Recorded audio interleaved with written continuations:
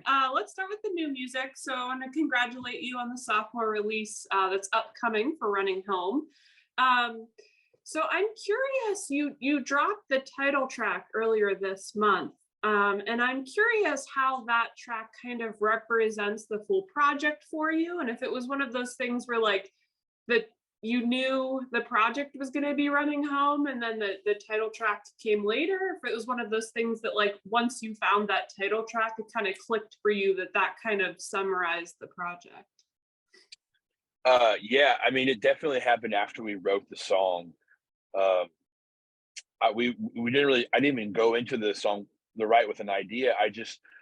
My whole focus for this record was just transparency and honest songwriting, and I wanted more of my story to come through in the lyrics. And so as we wrote this song, like as soon as we were done, it just felt special to us. And the more we sat on it, the more we were, the label's always reaching out. I was like, hey, do you have any like title ideas for this album? Like, where are you at? And I was like, well, I really think this song Running Home is the lyrical center point for the whole record. I think that the theme of God welcoming us back home is where I wanted the whole record to go. So it kind of starts there and pivots out. So that was a good lens then to look through the whole process and go, okay, what songs are going to make the record, what aren't, what fits with this, like where we're at here. Absolutely.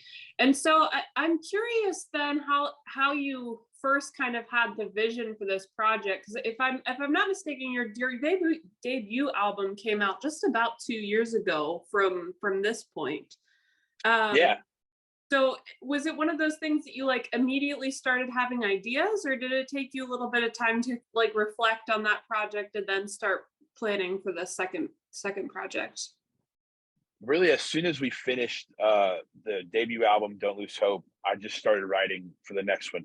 I checked in with my label, and I was like, hey, are we good to make another one? And they're like, yeah, we love it, And so I just immediately hit the ground running, started writing. We wrote probably 50 or 60 songs for this project over the course of 2 years. And I knew where I wanted to take it sonically.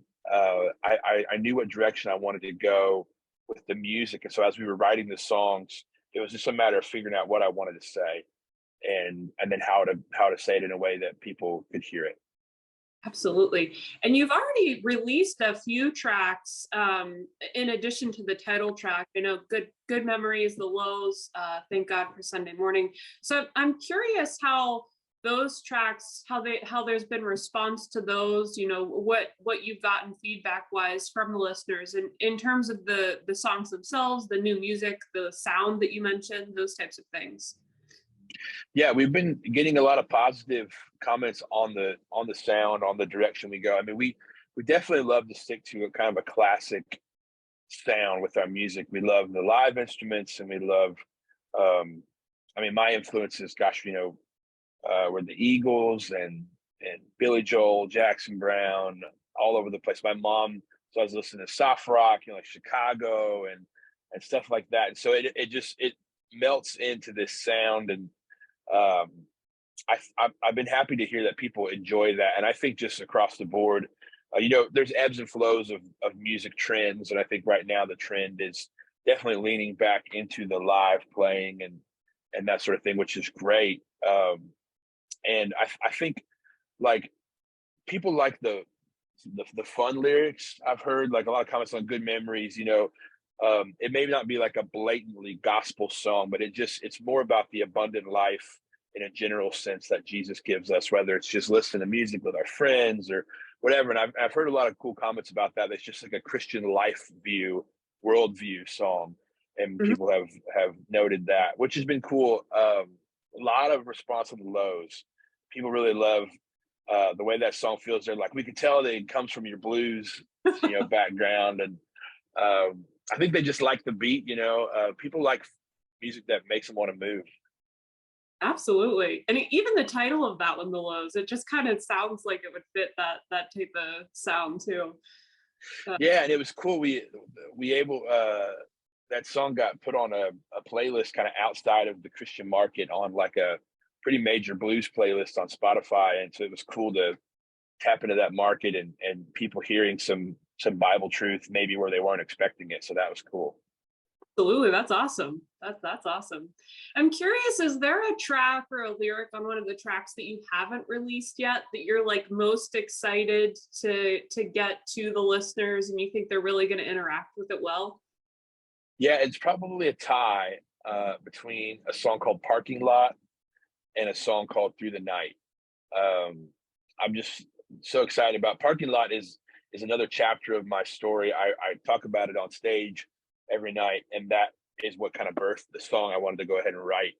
The song from the story I tell about how the moment that Jesus really became real in my life, it went from something that I did to who I was. And I grew up in the church, and so Parking Lot is about encountering Christ in my car in a parking lot on my college campus after a Bible study, after listening to a song on the radio, and it's just a special song. And then Through the Night is really about my journey over the past couple of years of just dealing with.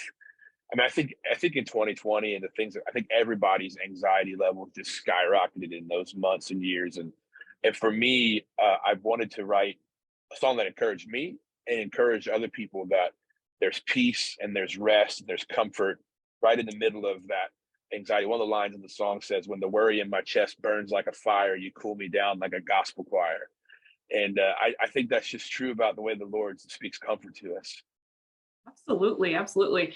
I'm curious. I do believe that you do have a guest vocalist on this track too. Josh Baldwin's going to be joining you on one. Yeah. True. Yeah. Do you want to just share a little bit about how it came to be and what it was like getting to work with him on that one? Absolutely. I've always loved Josh's music. I love him as a worship leader. And I really wanted to explore more of the congregational worship aspect of what I do just as an artist. I've served at the same church for 10, 11 years now. And so that's a major part of what I do and who I am. And I wanted this album to reflect that some. And so we'd written this song called The Final Say. And I knew I wanted to have someone on it with me to lead worship with me. And I did a songwriter night for a radio event in Franklin, Tennessee with Josh Baldwin and a couple others. And I just got to hear his heart. And that's my first time meeting him. And I just was like, man, this dude is like so cool. And he's so funny, which is right up my alley. I use humor for everything. And so when we were thinking about who to feature, I was like, I mean, that's my number one pick. So when he says no, we can move on, down the list and be realistic. And we sent it to him and he was like, "I'd love to do it, man." And I was like, "Hey, awesome. This is great." So yeah, that's kind of how it came to be. That's awesome. First choice and everything there. Yeah. Oh, that's great. I'm curious if there are any personal highlights that you feel led to share that you kind of had either through the writing of any of these songs or when you actually went to record, like select and record some of these for the project. Yeah, one highlight for sure is we got to be, in today's world in the studio space and just with trying to be cost effective and everything, it's not always practical to put everybody in the same room at the same time like you used to see in the 60s or 70s, whatever, but every once in a while we get to do that. We can twist the label's arm or whatever. We get the budget for it, and we did that on a couple songs on this record. We got everybody in at the same time and recorded, pretty live in the same room. And just some monster players. One of the songs is Final Say, and Future Glory is another one that comes to mind. And so that day in the studio was really special. Just creating that and letting it kind of happen organically. I always love those moments. That's awesome. That's awesome. I'm curious what you're kind of looking to either define the impact for this project or like what you view as success for this project as it stands alone, and also it being your sophomore project. So you have a little bit of a feel for what could come, but it's obviously going to be different this time too. Yeah, I mean, for me, I think the biggest gauge is that if it's the biggest album of all time ever, and if it breaks Amy Grant's records, that would be, what we're going for. I mean, obviously, you desire commercial success and those things that people would embrace it, but I really want I hope what happens is that when we play this music live, we can see how it's impacted people. I mean, we got to see that with some songs on the first record when we come back out, especially after being off the road for a while. One Day comes to mind. We played that song live, and you just see on people's faces that they had clung to that song for a year or 2 years or whatever, and it got them through. That's always my hope when we put something out to the world. It's like this has served me. This has encouraged me. I really hope that it impacts you and that it serves you well and that it takes you from point A to point B. I think every artist, that's our goal, is to take people from here to there. And everybody has a different vision for what there is. But for me, there is that people would be able to set aside their circumstances for a moment and look at their life through the lens of God. They would just see, that puts things in perspective. I think sometimes we can get caught up in looking at, God through our circumstances. And if we switch that, I just hope that people see God as good and as loving and as welcoming us home and as comforting us in our distress. And I just hope that these songs minister to people. Absolutely, absolutely. And I know you've released a few videos to date of some of the tracks that you've already pre-released. I'm curious if there's other videos, that you're planning or you have visions for pulling together at some point, or if there's just other ways that you're hoping, outside of just sharing the songs, but really being able to like continue the conversation that you want those songs to bring about. Yeah, absolutely. We definitely have some great video content coming down the pike, and some more ideas that we haven't yet executed. But I also plan to release devotions for a couple of songs through the YouVersion Bible app. I love doing that. I love just getting to. It's basically it's like a commentary of how these songs came about through the scriptures, and it's a great chance for me as an artist to say, this is what's influencing me. These are what I was reading when I was thinking through this. Here's these passages, and just like you said, continuing the conversation of, I don't want to stop with you just hearing this song and that be it. I would love for you to hear this song. It sparks some kind of biblical truth in you, and then you go and find that and grow in your walk with the Lord. Absolutely. Absolutely. I'm always curious in some of those things, especially with songwriters, because you're writing it again from your experience and what you're working through, but you're ultimately writing these songs and lyrics that are going to be it felt and thought through in other ways and impacted by listeners, and they kind of be able to put their own stories and experience into it. So that's always interesting to me that songs can do that. So yeah, definitely. We always want to leave room for the listener to be able to see themselves in it, and read their story into it as well. absolutely, absolutely. And then do you want to talk a little bit about tour too? So the TobyMac Hits Deep Tour for 2023, you're going to be one of the artists there. I assume that's the reason for the tour bus that you're Yeah. now. I'm just curious. I think that the shows, start this weekend or so. So I don't know that you've actually started any, but you've done rehearsals. You've kind of planned for it. I'm just curious what you're looking for those nights, like your portion of those nights to be. I definitely want it to be high energy. I mean, I think we're coming out of the gate with some brand new music, and I think that I want people to just be encouraged. I want them to. I mean, they're spending their hard-earned money to come out to these shows, and I think that I want to do more than just show them what we can do. I want to point their eyes to Christ and let them forget about what's going on for a minute and just see how good He is. Absolutely. And I was going to ask, I assume that in addition to some of the older songs that you have, you will be putting in some of the newer ones in there too for for the listeners. Yeah, absolutely. I'm just like itching to play those songs, so I can't wait. I'm sure. Is there one that kind of stands out for you more that you're you're most looking forward to play? I'm sure you're looking forward to all of them, but if there's one that kind of stands out. Yeah, Running Home for sure. We played that song on a tour we did in December, and man, it is fun to play live. That's awesome. That's awesome.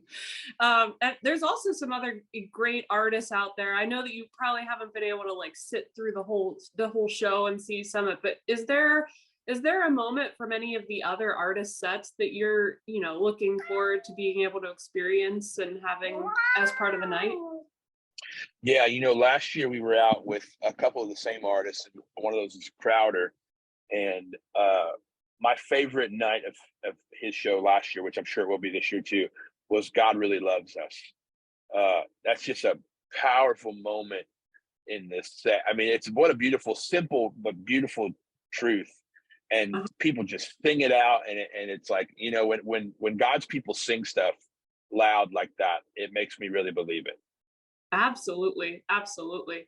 So I know that we're getting somewhat close to time here. So I do have one final question for you, and you can have this be either professional or personal. But I'm curious what you're most expectant for in this year, because you have a lot of big things that are coming up, especially in the early half of this year. So I'm just curious what you're most expectant for this year.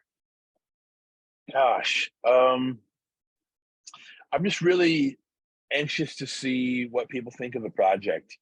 I think more than anything, I think, feeling that either uh, online or through radio or just at the live shows, and just hearing stories or whatever. That's what I'm most, I think, looking forward to, is just seeing the reaction to what we've labored over, and now we release it into the wild, and see if people are kind to it. Absolutely. Absolutely. Yeah. And then you get to, start writing more too. Yeah, yeah, absolutely. It feels like I never stop. I love to write, and so I'm probably well, I am actually. We have to finish a Christmas record this month for next year, so we just dive right back in. Oh, that's awesome. It's kind of like the season that doesn't end then for you if it's Yeah, yeah, that's right. that's awesome. Well, I just wanted to thank you again, Michael, for taking the time. I really enjoyed getting to talk to you more about your upcoming music tour. Well, thank you so much for having me. I really enjoyed it.